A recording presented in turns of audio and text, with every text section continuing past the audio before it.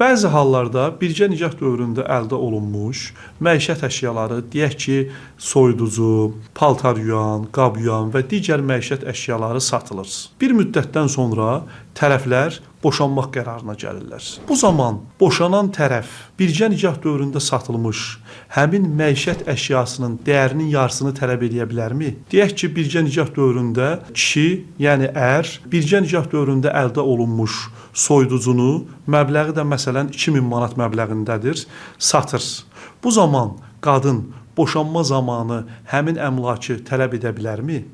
Qanunvericilikdə nəzərdə tutulmuşdur ki, ər-arvaddan biri nikah zamanı daşınar əşyalardan birini satırsa, yəni rəsmi dövlət reyestrində qeydə alınmayan daşınar əşyalardan birini satırsa, hesab olunur ki, digər tərəf də razılıq vermiş sayılır.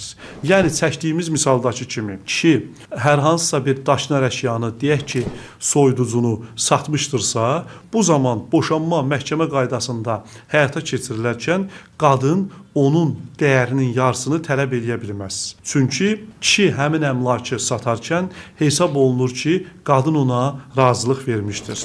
Düzdür, bəzi hallarda qadın əgər məhkəmə qaydasında sübut etsə ki, əlində bu barədə tam dəlil varsa və sübut eləsə ki, doğrudan da həmin, məsələn, soyuducu onun razılığı olmadan satılmışdır, o həmin soyuducunun dəyərinin yarısını tələb edə bilər.